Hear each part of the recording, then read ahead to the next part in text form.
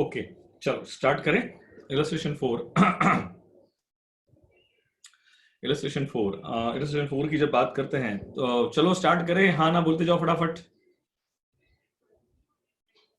सब बच्चे आ गए क्या?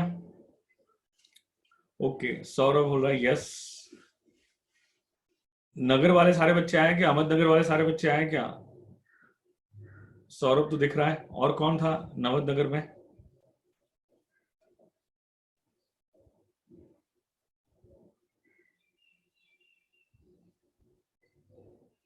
बस एक ही बच्चा दिख रहा है क्या नगर से? बाकियों का नहीं पता सर। ओके, चलो। Illustration 4, Kolkata Golf Club prepared the following receipts and payment accounts for the year ended 31st December 1996. Sorry, 31st December 2016. दिया है। इलस्ट्रेशन 4 पे डिस्कशन कर रहा हूँ। आपके पास रिसीट्स एंड पेमेंट अकाउंट दिया हुआ है।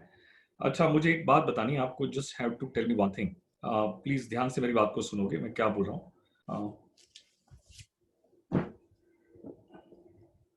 मुझे बताओ, अगर हमारे पास, लिसन मी केयरफुली, 11-12 का रिसीट्स एंड पेमेंट अकाउंट दिया है। 11-12 का रिसीट्स एंड पेमेंट अकाउंट दिया है। My question your answer. 11-12 लिखा है। 11-12 करंट ईयर है। 11-12 कौन सा ईयर है? करंट ईयर है। तो अकाउंटिंग ईयर स्टार्ट कब होगा, एंड कब होगा? अकाउंटिंग ईयर स्टार्ट कब होगा, एंड कब होगा? अकाउंटिंग ईयर स्टार्ट कब होगा, एंड कब होगा? अकाउंटिंग ईयर स्टार्ट कब होगा, एंड कब होगा? करेक्ट है। 1 अप्रैल 2011 टू 31 मार्च 2012। परफेक्ट। अगर हमारे पास इस साल का रिसीट्स एंड पेमेंट अकाउंट दिया है तो हम इनकम एंड एक्सपेंडिचर अकाउंट भी कौन से ईयर का बनाएंगे? हम इनकम एंड एक्सपेंडिचर अकाउंट भी 11-12 का ही बनाएंगे। कौन से ईयर का बनाएंगे? 11-12 का ही बनाएंगे। आई hope you clear with this. अगर receipts and payment account is given for 11 and 12, my question was that कि we need to prepare income and expenditure account. तो what will be the year of income and expenditure account? 11-12, and हम क्या लिखेंगे? Income and expenditure account for the year ended 31st March 2012. You all agreed with this, correct? 11-12 अगर current year है, my question your answer, तो आपका previous year कौन सा होगा? आपका प्रीवियस ईयर कौन सा होगा? क्या 10-11 होगा? श्रुति का आंसर आया 10-11। शर्वरी करिए 10-11, मुस्कान 10-11, विवेक 10-11, रिया परदेशी 10-11। वंडरफुल। तो बताओ what will be your next year? 12-13। Saurabh कह रहे 12-13, शर्वरी करिए 12-13। वंडरफुल। चलो बेस्ट। एक और क्वेश्चन मुझे बताओ, रिसीट्स एंड पेमेंट अकाउंट अगर 11-12 का दिया है तो इनकम एंड एक्सपेंडिचर अकाउंट भी कौन से ईयर का बनेगा? 11-12 का ही बनेगा। तो बैलेंस शीट की डेट क्या होगी?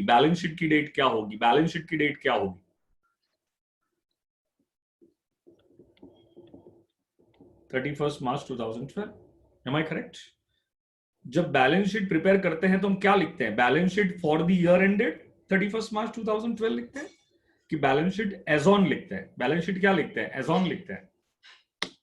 बैलेंस शीट क्या लिखते हैं? As on 31st March 2012। Okay, सबका आंसर टकाटक आ रहा है। Next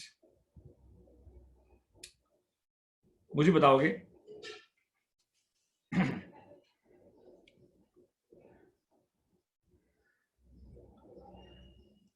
31st March 2012। अच्छा, एक सेकंड, क्वेश्चन पूछना था। हम बैलेंस शीट में एज ऑन वर्ड यूज करते हैं और हम trading and profit and loss account में for the year ended word use करते हैं, ऐसा क्यों? हम बैलेंस शीट में एज ऑन वर्ड यूज करते हैं और trading and profit and loss account में for the year ended word use करते हैं, ऐसा क्यों? इसलिए ऐसा होता है क्योंकि बैलेंस शीट एक पर्टिकुलर डेट की पोजीशन बताती है। तो इस 31st मार्च 2012 को business has so many assets and so many liabilities. Business has so many assets and so many liabilities. वो एक पर्टिकुलर डेट की पोजीशन बताती है, इसलिए लिखते हैं हम वहां पे एज ऑन। और मुझे बताओ, प्रॉफिट कोई एक दिन की एक्टिविटी का रिजल्ट है कि पूरे साल की एक्टिविटी का रिजल्ट है?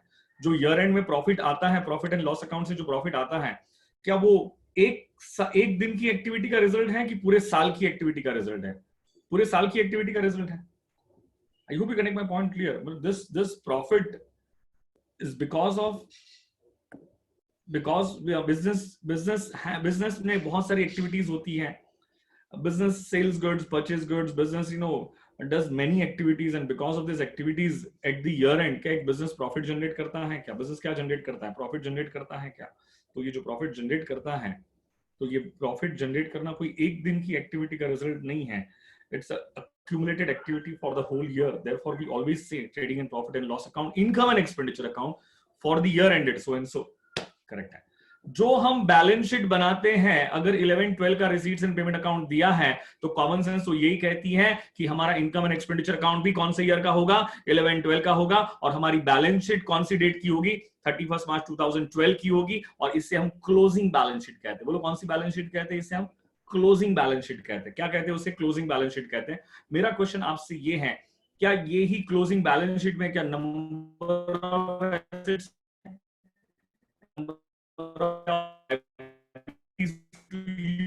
ये नेक्स्ट ईयर की क्या बन जाती है? बैलेंस शीट बन जाती है। मैं आपसे क्वेश्चन पूछूं, 31 मार्च 2012 रात को 12 बजे 31 मार्च 2012 खत्म हो जाएगा एंड 12:01 से क्या आपका नेक्स्ट डे 1 अप्रैल स्टार्ट हो जाएगा?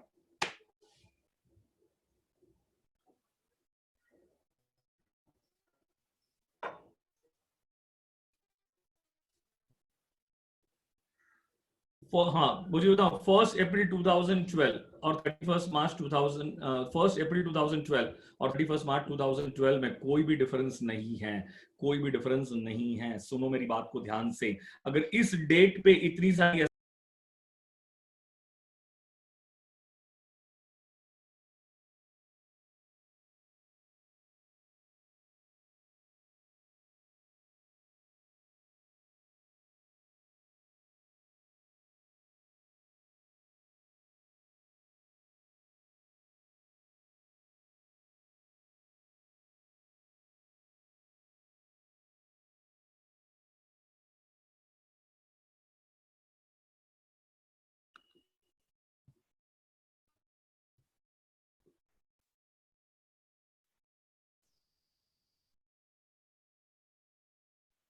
हाँ बीच में नेट कनेक्शन चला गया बेटा।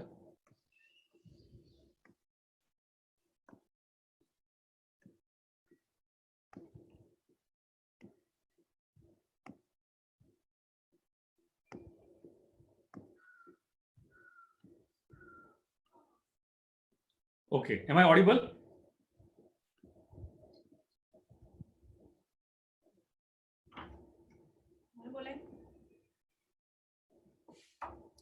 M I audible? ओके ठीक है। मैं ये क्वेश्चन आपसे पूछ रहा था, मुझे बताओ क्या अगर हमारे पास इस डेट पे सर्टेन एसेट्स एंड लायबिलिटीज हैं, तो क्या वो एसेट्स और लायबिलिटीज क्या इस डेट पे होगी कि नहीं होगी? ऑफ कोर्स होगी बेटा, क्योंकि 31 मार्च 2012 को रात को 12 बजे ये डे कंप्लीट हो जाएगा, इमीडिएटली ये स्टार्ट हो जाएगा। तो अगर इस दिन पे इतनी एसेट्स और इतनी लायबिलिटीज थी, तो इस दिन पे भी वो एसेट्स और लायबिलिटीज होगी ना। इसीलिए ओपनिंग बैलेंस शीट में और क्लोजिंग बैलेंस शीट में कोई भी डिफरेंस होता नहीं है। ओपनिंग बैलेंस शीट में और क्लोजिंग बैलेंस शीट में कोई भी डिफरेंस होता नहीं है। ये जो मैं बोल रहा हूँ ये समझ में आ रहा है कि नहीं आ रहा है? देयरफॉर ओपनिंग बैलेंस शीट में और क्लोजिंग बैलेंस शीट में कोई भी डिफरेंस होता नहीं है। अगर आप 1 अप्रैल 2012 लिखो या आप 31 मार्च 2012 लिखो, it's one and the same, it's one and the same. I hope you do get my point very clear. आपको मेरी बात समझ में आ रही है? ओके, एक और पॉइंट समझाने की कोशिश कर रहा हूं, ध्यान से सुनोगे मेरी बात को। क्या हाँ एक सेकंड ना, excess of assets over liabilities is dash. मेरा क्वेश्चन आपसे ये, excess of assets over liabilities is dash.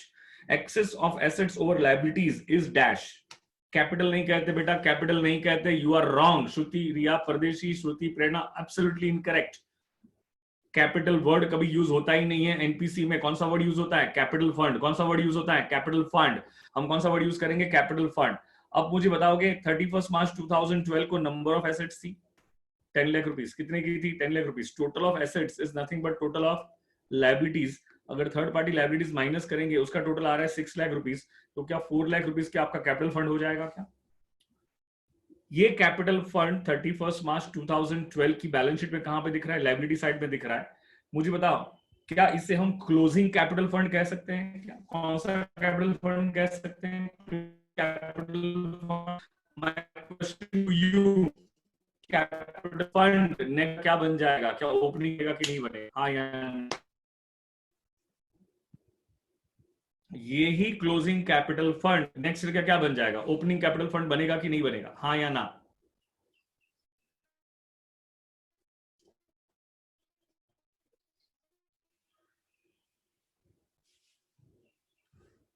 एक और क्वेश्चन पूछ रहा हूं, क्या 31 मार्च 2012 की बैलेंस शीट को कौन सी बैलेंस शीट कहते हैं? 31 मार्च 2012 की बैलेंस शीट को हम कौन सी बैलेंस शीट कहते हैं? क्लोजिंग। 1 अप्रैल 2012 की बैलेंस शीट को कौन सी बैलेंस शीट कहेंगे? ओपनिंग। ठीक है। Is there any difference between closing balance sheet and opening balance sheet? Is there any difference between closing balance sheet and opening balance sheet? No. सबका answer आ रहा है no no no. Perfect. Okay. अब मुझे बताओ, क्या ये जो कैपिटल फंड 4 lakhs का है, क्या ये आपको ओपनिंग बैलेंस शीट में भी दिखेगा? बोलो हाँ या ना। क्या ये आपको ओपनिंग बैलेंस शीट में भी दिखेगा? यस यस, सब लोग कह रहे हैं यस। कॉमन सेंस अप्लाई करके बताओ, जब 31 मार्च 2013 को हम क्लोजिंग बैलेंस शीट बनाएंगे, तो कॉमन सेंस अप्लाई करके बताना, ये जो ओपनिंग कैपिटल फंड है क्या वही इनर कॉलम में आएगा कि नहीं आएगा? ये जो ओपनिंग कैपिटल फंड है, ये नहीं लगता यही इनर कॉलम में आएगा कि नहीं आएगा? सबका आंसर आना चाहिए ताकि मुझे समझ में आए, सब बच्चों को समझ में आ रहा है। हाँ, ओपनिंग, वही ओपनिंग कैपिटल फंड क्या क्लोजिंग बैलेंस शीट में इनर कॉलम में आएगा कि नहीं आएगा? और उसी में हम अगर सरप्लस आया तो क्या करेंगे? ऐड करेंगे। डेफिसिट आया तो क्या करेंगे? लेस करेंगे। You all agreed with this? Okay, आप सभी लोग इस बात से अग्रीड हो, इसमें कोई दिक्कत नहीं है। सेकेंड पॉइंट, सोच के बताओगे मैं जो बोल रहा हूं उस पर। जनरली आपके पास क्वेश्चन में कैपिटल फंड नहीं दिया होगा, कैपिटल फंड नहीं दिया होगा, कैपिटल फंड नहीं दिया होगा।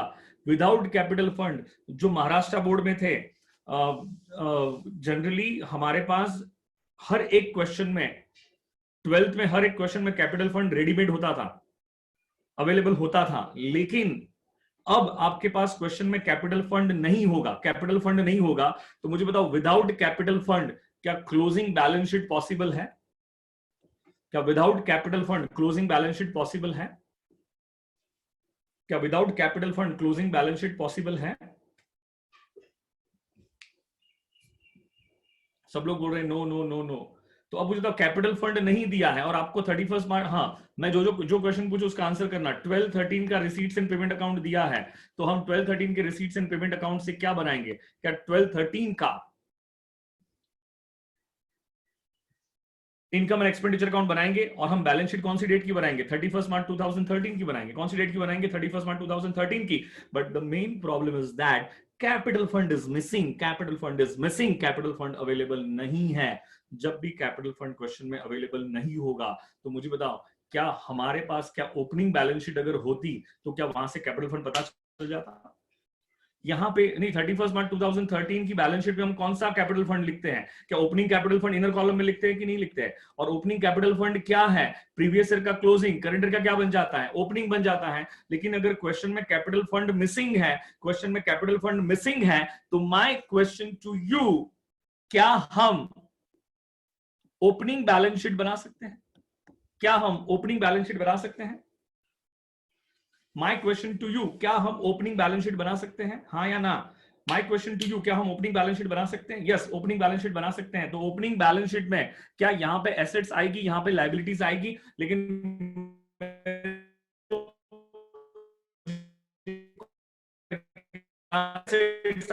यहां पे आपको नहीं लगता है एसेट्स होगी? नहीं लगता।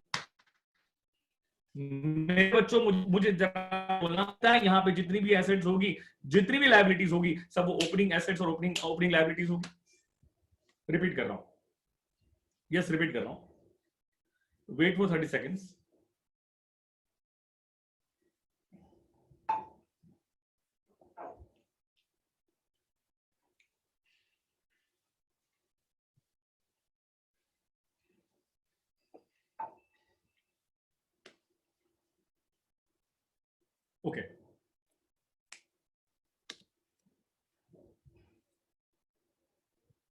चलो शेल वी स्टार्ट। ओके, मुझे बताओ, अगर क्वेश्चन में कैपिटल फंड मिसिंग है, क्वेश्चन में कैपिटल फंड मिसिंग है, तो हम कौन सी बैलेंस शीट बनाएंगे?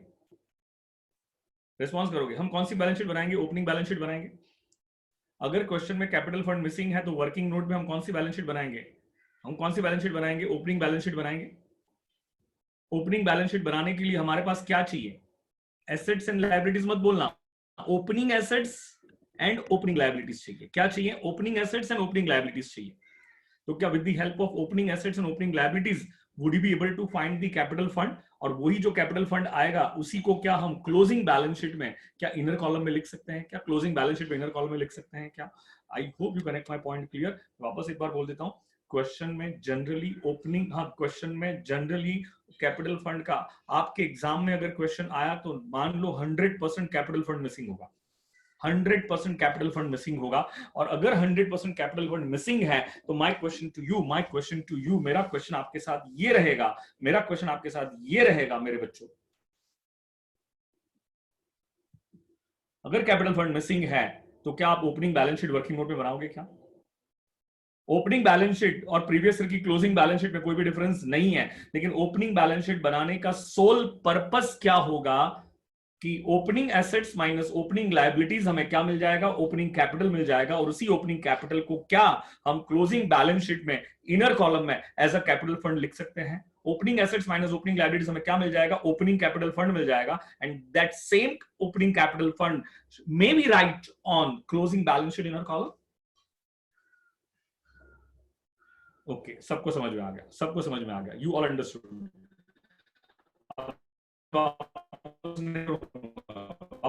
सिंपल सी closing balance sheet, current year की बैलेंस शीट, करंट ईयर की closing balance sheet, next year की ओपनिंग बैलेंस शीट, और क्लोजिंग और ओपनिंग बैलेंस शीट में कोई भी डिफरेंस होता नहीं है। All good, all connected. चलो अब आ जाओ क्वेश्चन नंबर 4 पे, आ जाओ क्वेश्चन नंबर 4 पे, आ जाओ। Come to question number 4, come to question number 4, come to question number 4। अच्छा, एक बात पूछना और भूल गया था, रिसीट्स एंड पेमेंट अकाउंट आपके पास अवेलेबल है 11-12 का, करेक्ट है? रिसीट्स एंड पेमेंट अकाउंट में यहां पे लिखा होगा टू बैलेंस ब्रॉट डाउन, और यहां पे लिखा होगा बाय बैलेंस कैरीड डाउन। और कॉमन सेंस है, रिसीट्स एंड पेमेंट अकाउंट क्या है? कैश बुक है, जस्ट लाइक कैश बुक। और कैश बुक का ओपनिंग बैलेंस होता है, क्लोजिंग बैलेंस होता है। तो similarly receipts and payment account का भी क्या होता है? ओपनिंग बैलेंस होता है, क्लोजिंग बैलेंस होता है। ये सबको समझ में आ रहा है क्या? रिसीट्स एंड पेमेंट अकाउंट का भी क्या होता है? ओपनिंग बैलेंस होता है, क्लोजिंग बैलेंस होता है। You all understood? आपको ये मेरी बात समझ में आ रही है कि नहीं आ रही है? इसमें कोई दिक्कत? इसमें कोई भी दिक्कत बेटा आपको यहाँ पे? चलो, इसका भी क्या होगा? ओपनिंग बैलेंस होगा, उसका भी क्या होगा? क्लोजिंग बैलेंस होगा। मुझे बताओ, रिसीट्स एंड पेमेंट अकाउंट का ये जो ओपनिंग बैलेंस है, ये आपको नहीं लगता है ये प्रीवियस ईयर का क्लोजिंग होगा? ये आपको नहीं लगता ये प्रीवियस ईयर का क्या होगा? क्लोजिंग होगा। और प्रीवियस ईयर का क्लोजिंग बैलेंस बेटा, ये ओपनिंग बैलेंस जो रहेगा, ये ओपनिंग कैश और बैंक, अच्छा ये मुझे बताओ, ये ओपनिंग बैलेंस जो भी होगा, आपको नहीं लगता ये ओपनिंग कैश और बैंक बैलेंस होगा? ये ओपनिंग बैलेंस जो भी होगा, आपको नहीं लगता ये ओपनिंग कैश और बैंक बैलेंस होगा? ओके, तो मुझे बताओ, यही ओपनिंग बैलेंस प्रीवियस ईयर का क्या होगा? यही ओपनिंग बैलेंस प्रीवियस ईयर का क्या होगा? क्लोजिंग, करेक्ट है। यही ओपनिंग बैलेंस प्रीवियस ईयर का क्या होगा? क्लोजिंग होगा। यही ओपनिंग बैलेंस प्रीवियस ईयर का क्या होगा? क्लोजिंग होगा। You all good and corrected? तो बताओ, यही प्रीवियस ईयर की, मुझे बताओ, यही ओपनिंग मान के चलो 1 लाख रुपया है, तो ये प्रीवियस ईयर का क्लोजिंग होगा 1 लाख रुपीज। क्या यही 1 लाख रुपीज प्रीवियस ईयर की क्लोजिंग बैलेंस शीट में कहां पे आना चाहिए? एसेट साइड पे आना चाहिए। प्रीवियस ईयर की क्लोजिंग बैलेंस शीट में कहां पे आना चाहिए? एसेट साइड पे आना चाहिए। एंड प्रीवियस ईयर की closing balance sheet current year की कौन सी बैलेंस शीट होती है? ओपनिंग बैलेंस शीट होती है। करंट ईयर की कौन सी बैलेंस शीट होती है? ओपनिंग बैलेंस शीट होती है। अरे हाय ना, अग्रीड। बताओ, ये वाला बैलेंस, ये कैरिड डाउन बैलेंस जो है, cash and hand, cash at bank, ये वाला जो बैलेंस है, ये कहां पर आएगा? ये करंट ईयर की क्लोजिंग बैलेंस शीट में कहां पर आएगा? एसेट साइड पे आएगा। करंट ईयर की क्लोजिंग बैलेंस शीट में कहां पर आएगा? एसेट साइड पे आएगा। बच्चों, मैं आपसे एक बात एक्सपेक्ट करता हूं, जब भी हम इस पर्टिकुलर टॉपिक में बैलेंस शीट की बात करेंगे तो सिर्फ बैलेंस शीट वर्ड यूज नहीं करेंगे। We will use the word opening balance sheet, closing balance sheet. We will use the word opening balance sheet, closing balance sheet. जो भी हम डिस्कशन करेंगे, हमारा डिस्कशन ओपनिंग और क्लोजिंग बैलेंस शीट के reference में ही होना चाहिए। हमारा ओपनिंग और क्लोजिंग बैलेंस शीट नहीं आना चाहिए, मुझे ओपनिंग और क्लोजिंग ये वर्ड आना चाहिए। क्लियर है क्या आपको? चलो अब स्टार्ट करते हैं क्वेश्चन नंबर 4। मुझे जो समझाना था मैंने समझा दिया। Come to question number 4। आप भी एक रफ में सॉल्व कर लो।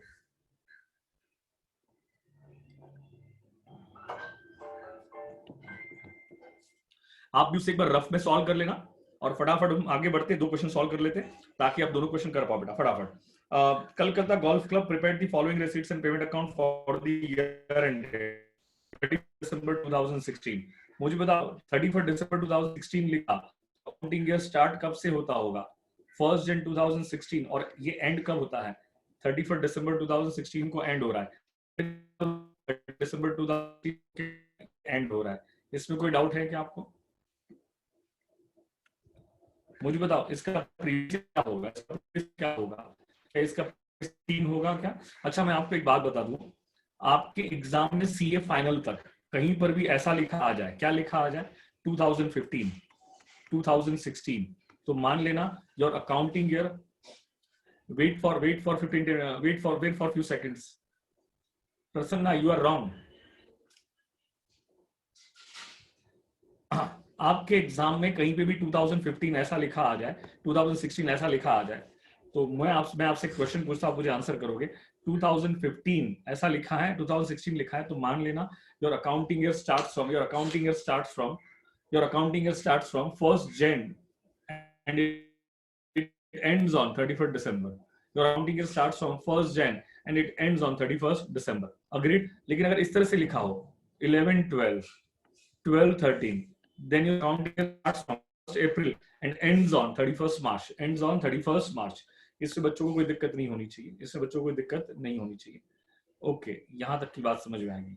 तो अब मुझे बताओ आपका प्रीवियस ईयर कौन सा होगा? क्या प्रीवियस ईयर 15 होगा क्या? तो नेक्स्ट ईयर कौन सा होगा? 17 होगा। हाँ मुझे बताओ कौन से ईयर का रिसीट्स एंड पेमेंट अकाउंट दिया हुआ है? 16 का दिया हुआ है। कौन से ईयर का दिया हुआ है? 16 का। तो हम इनकम एंड एक्सपेंडिचर अकाउंट भी कौन से ईयर का बनाएंगे? 16 का ही बनाएंगे। उसमें कोई डाउट है कि बेटा आपको? आगे क्या लिखा है? To balance brought down. मुझे तो बैलेंस ब्रॉट डाउन कहां पर आएगा? बैलेंस ब्रॉट डाउन कहां पर आएगा? टू बैलेंस ब्रॉट डाउन कहां पर आएगा? टू बैलेंस ब्रॉट डाउन कहां पर आएगा? कोई भी आंसर नहीं दे रहा है। मुझे लगा मेरी आवाज आ रही है कि नहीं आ रही है? Opening balance sheet asset side, correct है। Opening balance sheet asset side लिखना जरूरी था। Opening balance sheet asset side, perfect answer आया। तो मुझे बताओ हमें क्वेश्चन में ओपनिंग बैलेंस शीट कब बनानी होगी? जब हमारे पास कैपिटल फंड का फिगर मिसिंग होगा। अगर कैपिटल फंड का अमाउंट दिया है तो हमें ओपनिंग बैलेंस शीट बनाने की जरूरत नहीं है। ये सबको क्लियर है क्या? हम ओपनिंग बैलेंस शीट तभी बनाएंगे जब कैपिटल फंड का फिगर क्या होगा? मिसिंग होगा। आगे देखते हैं। सब्सक्रिप्शन 2015 का कितना आया? हाँ मुझे बताओ रिसीट्स एंड पेमेंट अकाउंट में क्या 2015 का सब्सक्रिप्शन 2000 रुपीज आया हुआ है क्या? 2016 का कितना आया है? 18,500। और बताओ 17 का कितना आया है? 900 रुपीज। टोटल मिला के, हाँ इसका टोटल बता सकते हैं क्या? मैं कर देता हूँ टोटल। 2000 प्लस 18,500 प्लस क्या है 900। बताओ टोटल कितना हो गया? 21,400। टोटल कितना हो गया? 21,400। क्या ये 21,400 में प्रीवियस ईयर का भी इंक्लूड है, करंट ईयर का भी इंक्लूड है, तो क्या नेक्स्ट ईयर का भी इंक्लूड है? तो receipts and payment account includes all receipts whether it belongs to current year, previous year और subsequent years. I hope you get my point clear. आगे क्या लिखा है? एंट्रेंस फीस कैपिटल रिसीट है। To interest on investment 1500 by sports equipment purchased on 1st September 2016, tournament expense, electricity, printing, salary and wages, by expenses for exhibition, by balance carried down कितना है? 7,200। बताओ balance carried down, by balance carried down ये कौन सी balance sheet में कहां पर आएगा? बैलेंस कैरिड डाउन कौन सी बैलेंस शीट में कहां पर आएगा?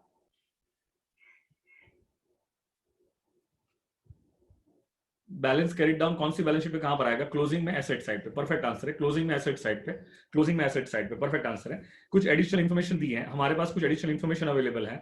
On 1st Jan 2016 includes the following club fixed assets of the club includes the following। Club के पास कुछ फिक्स एसेट्स थी, कब थी? 1st Jan 2016 में कुछ फिक्स एसेट्स थी। स्पोर्ट्स इक्विपमेंट था 15,500, क्लब ग्राउंड था 62,000, फर्नीचर अवेलेबल था 2,000, subscription for 2016 collected in 2015 rupees 500, subscription for 2016 का 500 रुपए का सब्सक्रिप्शन कलेक्ट हो चुका था, 15 में ही कलेक्ट हो चुका था, 15 में कलेक्ट हो चुका था. Don't you think that 500 rupees क्या है? सब्सक्रिप्शन रिसीव्ड इन एडवांस है. करंट ईयर का सब्सक्रिप्शन कब मिल चुका है? प्रीवियस ईयर में मिल चुका है. तो ये क्या है? Pre received. ये करनी, ये ट्राई टू अंडरस्टैंड. 500 रुपया रिसीव्ड इन एडवांस नहीं है. रिसीव्ड इन एडवांस तो 15 के लिए है, लेकिन ये 500 रुपया जो करंट ईयर में मिलना चाहिए था, क्या वो प्रीवियस ईयर में मिल चुका है क्या? आई hope you get my point clear. यहाँ पे क्या बता रहा हूं मैं आपको? 16 का एडवांस नहीं है. 16 का एडवांस होता तो 16 का एडवांस में तो किसका मिल जाता? 17 का मिल जाता. ये received in advance in previous year है. करेक्ट है. ये रिसीव्ड इन एडवांस इन क्या है? प्रीवियस ईयर है. आगे क्या लिखा हुआ है? अनपेड सब्सक्रिप्शन और 2016 का अनपेड मतलब क्या होता है? आउटस्टैंडिंग सब्सक्रिप्शन कितना है 2016 का? 300 रुपीज है. इसमें कोई डाउट है कि बेटा आपको? Depreciation is to be provided at the rate 20% per annum on sports equipment and 5% per annum on furniture. Prepare income and expenditure account for the year ended 31st December 2016. मैं पहले भी आपको एक बार कह चुका हूं कि क्वेश्चन की इंफॉर्मेशन को अगर आपने ध्यान से रीड नहीं किया और आपने अपने हिसाब से बैलेंस शीट भी बना के आ गए, क्वेश्चन की रिक्वायरमेंट सिर्फ इनकम एंड एक्सपेंडिचर अकाउंट की है. क्वेश्चन की रिक्वायरमेंट बैलेंस शीट की नहीं है. क्वेश्चन की रिक्वायरमेंट बैलेंस शीट की नहीं है, सिर्फ इनकम एंड एक्सपेंडिचर अकाउंट की है. और आपने साथ में अगर बैलेंस शीट भी बना दी तो ये मत सोचना कि आपके मार्क्स कट नहीं होंगे. वो 100% आपके मार्क्स डिडक्ट कर देगा. क्यों कर देगा? क्योंकि आपने क्वेश्चन को ध्यान से रीड नहीं किया था. जितनी रिक्वायरमेंट है उतना ही बताएंगे. फटाफट बताओ. इनकम एंड एक्सपेंडिचर, चलो लिखो फट. इनकम फॉर द ईयर 31 दिसंबर 2016. थोड़ा रफ में लिखना, फटाफट लिखो. थोड़ा रफ में लिखोगे, फास्ट लिखोगे. थोड़ा रफ में लिखोगे, फास्ट लिखोगे. फास्ट, बाद में उसको फेयर करना. Quick quick quick.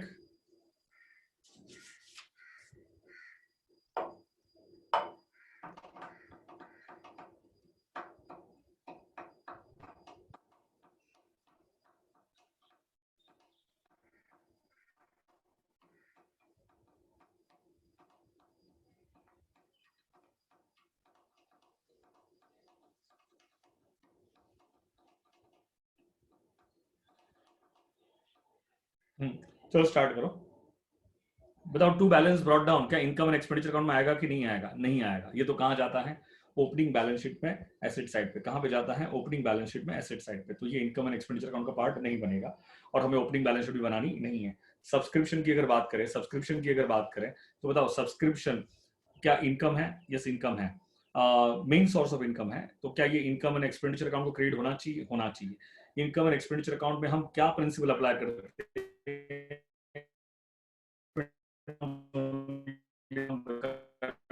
Received or not, that is totally immaterial.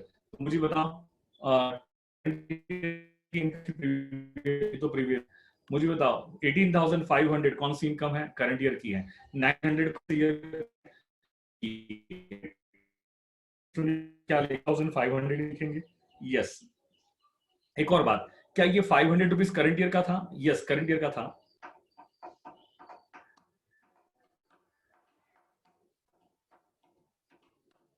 Okay, मैं रिपीट कर रहा हूं. सब्सक्रिप्शन क्या इनकम है? हाँ, इनकम है.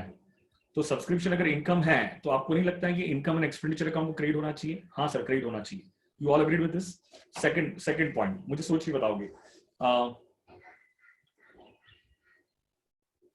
मुझे बताओ, क्या income and expenditure account recognise only current year की इनकम रिसीव्ड और not? That is totally immaterial. तो मुझे बताओ, क्या ये 2000 करंट ईयर की इनकम है? ना. तो ये करंट ईयर की इनकम एंड एक्सपेंडिचर अकाउंट नहीं आएगा. ये 15 की जो करंट ईयर में रिसीव हुई है. नो, इनकम रिसीव हुई है, नहीं आएगा. मुझे बताओ, क्या 18,500 करंट ईयर की इनकम है? ऑफ कोर्स करंट ईयर की इनकम है. तो क्या 18,500 आएगा कि नहीं आएगा? आएगा. बताओ, ये 500 रुपीज क्या करंट ईयर का 500 रुपीज है? यस. लेकिन आपको नहीं लगता ये प्रीवियस ईयर में रिसीव हो चुका है? भले वो प्रीवियस में रिसीव हो गया, भले वो प्रीवियस में रिसीव हो गया, लेकिन है तो करंट ईयर की इनकम, है तो करंट ईयर की इनकम, तो करंट ईयर की इनकम है, रिसीव्ड और not, that is totally, current year में रिसीव हुआ नहीं हुआ उससे कोई फर्क पड़ता नहीं है, लेकिन अगर करंट ईयर की इनकम है तो क्या उसे लिखना चाहिए कि नहीं लिखना चाहिए? लिखना चाहिए बेटा। मुझे बताओ, ये 300 रुपीज आउटस्टैंडिंग है, करंट ईयर का आउटस्टैंडिंग है, 16 का आउटस्टैंडिंग है, उसका मतलब क्या हुआ, करंट ईयर में तो मिलना चाहिए था लेकिन मिला नहीं, तो करंट ईयर की इनकम है, रिसीव्ड और not, that is totally immaterial. तो आपको नहीं लगता है ये 300 रुपीज भी ऐड हो जाना चाहिए? तो टोटल मिला के कितना आ जाएगा ये 19,300 रुपीज। तो आपको, डोंट यू थिंक दैट कि आपके करंट ईयर के इनकम एंड एक्सपेंडिचर अकाउंट में सब्सक्रिप्शन कितना आना चाहिए? 19,300 लिखना स्टार्ट करोगे। By subscription inner column 18,500, by subscription inner column 18,500। Speed से लिखोगे बेटा, फास्ट, 1,500 उसमें ऐड करोगे रिसीव्ड इन एडवांस, ब्रैकेट में लिख देना 2015, रिसीव्ड इन एडवांस ब्रैकेट में क्या लिखोगे 2015, रिसीव्ड इन एडवांस ब्रैकेट में क्या लिखोगे 2015, कितना लिखा आपने 500 रुपीज, उसमें वापस ऐड करो outstanding current year, short form में लिखे तो भी चलेगा, subscription outstanding current year, subscription outstanding current year, कितना आउटस्टैंडिंग है 300 रुपीज, कितना आउटस्टैंडिंग है 300 रुपीज, और टोटल आउटर कॉलम में लिखे जाओ, टोटल कितना आ रहा है 19,300, टोटल कितना आ रहा है 19,300, टोटल कितना आ रहा है 19,300। अग्रीड? ओके, नेक्स्ट क्या है, एंट्रेंस फीस। नेक्स्ट क्या दिया बेटा आपके पास, एंट्रेंस फीस। नेक्स्ट दिया है आपके पास एंट्रेंस फीस। मुझे बताओ एंट्रेंस फीस कौन सी रिसीट है, एंट्रेंस फीस कौन सी रिसीट है? ब्रैकेट में लिखा है ना कैपिटल रिसीट, ब्रैकेट में क्या लिखा है बेटा, कैपिटल रिसीट। तो बताओगे फटाफट मुझे, अगर एंट्रेंस फीस कैपिटल रिसीट है तो कॉमन सेंस अप्लाई करके बताओगे इनकम एंड एक्सपेंडिचर अकाउंट में लिखेंगे कि नहीं लिखेंगे? नहीं लिखेंगे ना बेटा, वो तो कैपिटलाइज होगा, वो तो क्या होगा, कैपिटलाइज होगा, और आपकी बैलेंस शीट में किस में ऐड करेंगे उसको, बैलेंस शीट में ऐड करेंगे उसको कैपिटल फंड में। कहां पे ऐड करेंगे, कैपिटल फंड में। लेकिन हमें तो सिर्फ इनकम एंड एक्सपेंडिचर अकाउंट बना, अरे सौरभ एसेट में नहीं आएगा बेटा, बैलेंस शीट में लायबिलिटी साइड पे आएगा, और उसको कहां पे ऐड कर देंगे, कैपिटल फंड में ऐड करेंगे। सौरभ, सौरभ कर रहा हूं, ओके समझ में आया क्या सौरभ? ये कहां पे जाएगा, बैलेंस शीट में लायबिलिटी साइड पे जाएगा, और हम उसको कहां पे ऐड करेंगे, कैपिटल फंड में ऐड करेंगे। इंटरेस्ट ऑन इन्वेस्टमेंट, मुझे बताओ इंटरेस्ट ऑन इन्वेस्टमेंट, इन्वेस्टमेंट पे इंटरेस्ट मिलना, ये तो रिकरिंग नेचर की इनकम है। अरे कोई भी इन्वेस्टमेंट करोगे आप, बैंक में एफडी करना भी एक इन्वेस्टमेंट है बेटा, बैंक में अगर आप फिक्स डिपॉजिट कराते हो ना तो दैट इज ऑल्सो इन्वेस्टमेंट, वो भी एक इन्वेस्टमेंट है। तो क्या उस पर इंटरेस्ट मिलना आपको नहीं लगता है रिकरिंग, हर साल इंटरेस्ट मिलता है, तो आपको नहीं लगता है रिकरिंग नेचर का होगा? तो every receipt is not an income but recurring receipts are always income. तो बताओ उसको कहां पे लिखेंगे, इनकम साइड पे लिखो, बाय इंटरेस्ट ऑन इन्वेस्टमेंट, उसको इंटरेस्ट साइड पे, उसको इनकम साइड पे लिखो बाय इंटरेस्ट ऑन इन्वेस्टमेंट, उसको इनकम साइड पे लिखो बाय इंटरेस्ट ऑन इन्वेस्टमेंट। लिखा क्या बेटा आपने? तो उसके बाद क्या है, sports equipment, common sense apply करके बताना, स्पोर्ट्स इक्विपमेंट, स्पोर्ट्स इक्विपमेंट, क्या स्पोर्ट्स इक्विपमेंट रेवेन्यू एक्सपेंडिचर या capital expenditure? Of course capital expenditure है, तो ये क्या होगा, बैलेंस शीट पे कहां पे जाएगा, एसेट साइड पे जाएगा, ये कैपिटलाइज हो जाएगा। लेकिन चेक करके बताओ, क्या आपके पास 1 जन 2016 को क्या स्पोर्ट्स इक्विपमेंट था? हाँ था ना, देखो ना एडिशनल इंफॉर्मेशन में देखो कितना था, 15,500। क्या उसमें आप ऐड करोगे परचेज? बताओ, लेकिन परचेज कब किया है, ये परचेज किया है 1 सितंबर 2016 को। बताओ कितने का परचेज किया है, 10,000 रुपीज। आपको नहीं लगता है ये 25,500 पे आपका डिप्रिसिएशन आएगा? क्या आएगा आपका डिप्रिसिएशन? और स्पोर्ट्स इक्विपमेंट पे कितना परसेंट डिप्रिसिएशन है, 20% डिप्रिसिएशन है। लेकिन कॉमन सेंस अप्लाई करना बहुत जरूरी है। 1 जन 2016 को क्लब के पास कितने अमाउंट का स्पोर्ट्स इक्विपमेंट था, 15,500। कॉमन सेंस अप्लाई करता ना, आपको नहीं लगता है 50,500 पे साल का डिप्रिसिएशन चार्ज करेंगे? आपने एक और परचेज किया, सर्टेन स्पोर्ट्स इक्विपमेंट और परचेज किए,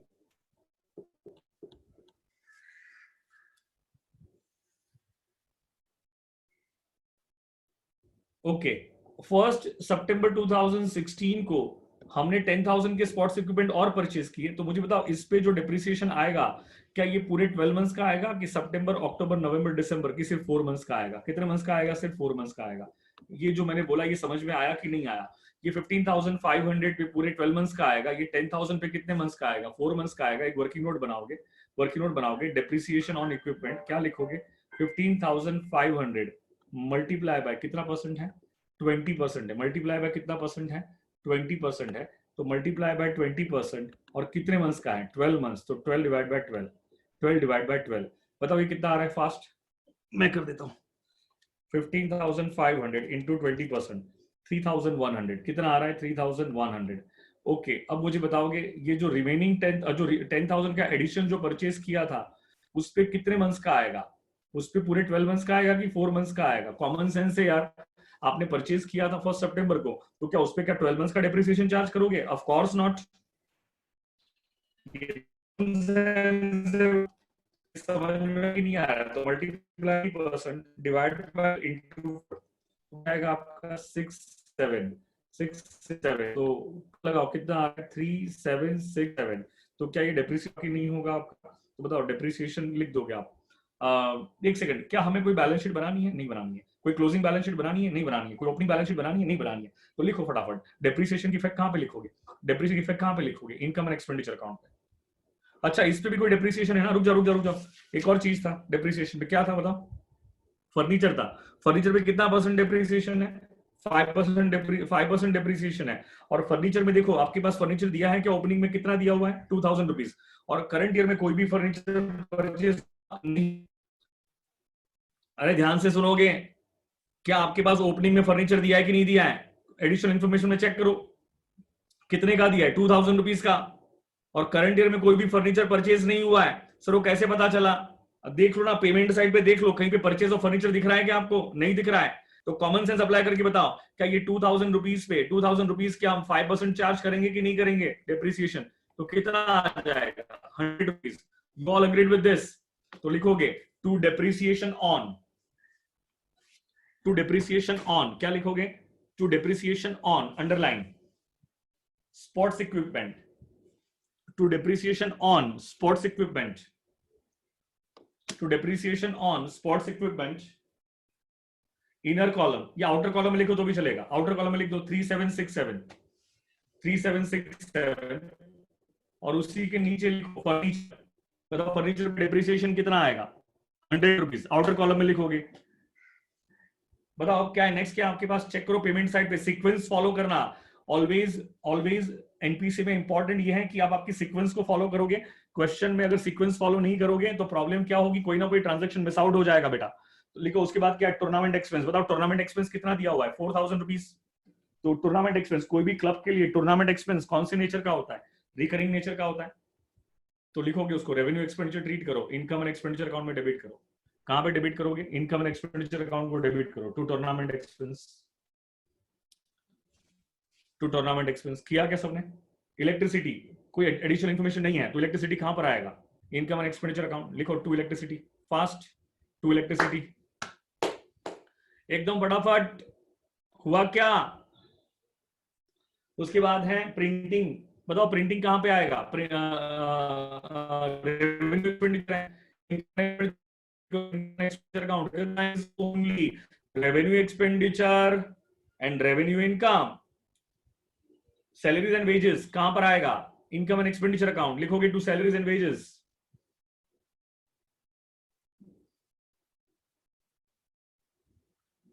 bye expenses for exhibition, by expenses for exhibition.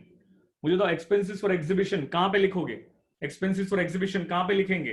बेटा ये भी एग्जीबिशन करना भी एक रिकरिंग नेचर की एक्टिविटी होती है, तो उसको भी हम रेवेन्यू एक्सपेंडिचर ही ट्रीट करेंगे।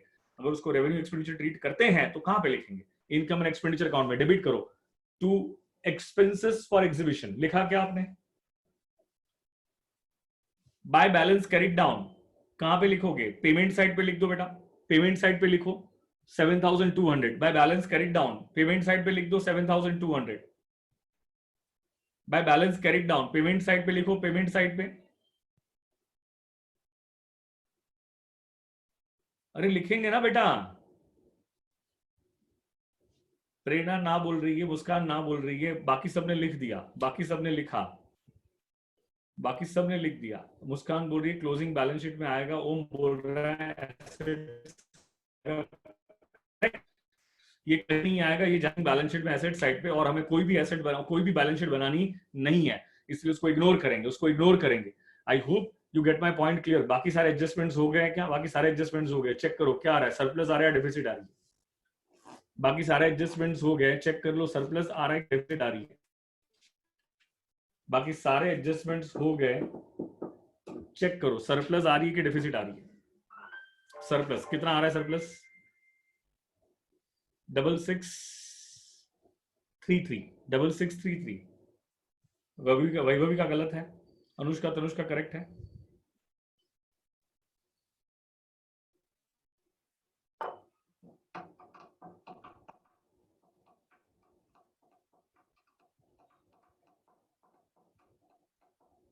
करेक्ट है। आ जाओ इलस्ट्रेशन 5 पे आ जाओ। इलस्ट्रेशन 5 फटाफट, come to illustration 5 fast, come to illustration 5 quick.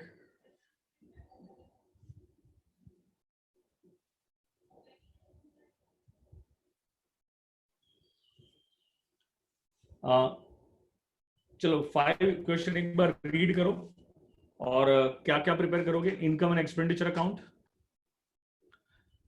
Balance sheet, closing balance sheet और ओपनिंग भी बनाना है।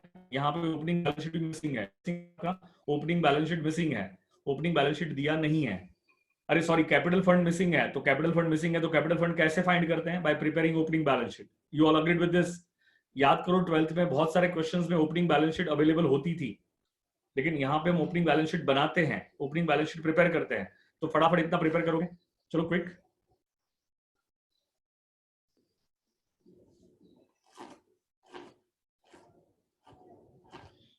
चलो एक काम करोगे, ये क्वेश्चन होमवर्क करोगे क्या?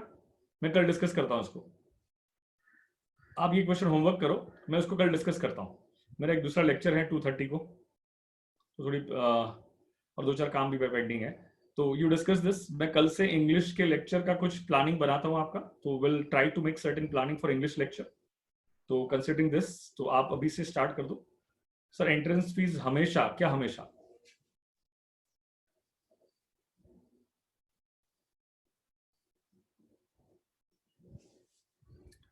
नहीं नहीं नहीं, ऐसा नहीं होता है मुस्कान। एंट्रेंस फीस को लेके आपको क्या करना है, पहले क्वेश्चन की इन्फॉर्मेशन रीड करनी है। अगर क्वेश्चन में कोई स्पेसिफिक इन्फॉर्मेशन दिया है तो उसको फॉलो करेंगे। अगर क्वेश्चन में कोई भी इन्फॉर्मेशन नहीं दी है तो हम जो चाहे वो ट्रीटमेंट दे सकते हैं। हम उसको इनकम भी ट्रीट कर सकते हैं, हम उसको कैपिटलाइज भी कर सकते हैं, लेकिन उसके लिए एक नोट लिखना चाहिए। क्या लिखना चाहिए? नोट। अगर आपने इनकम ट्रीट किया है तो आप एक नोट लिखोगे, in the absence of specific information we assume that entrance fees is of recurring in nature, hence we treat as income. अगर आप उसको कैपिटलाइज शीट करते हो तो उसके लिए भी एक नोट देना जरूरी है, नोट देना जरूरी है। ठीक है, चलो, will see you tomorrow, will see you tomorrow, will see you tomorrow.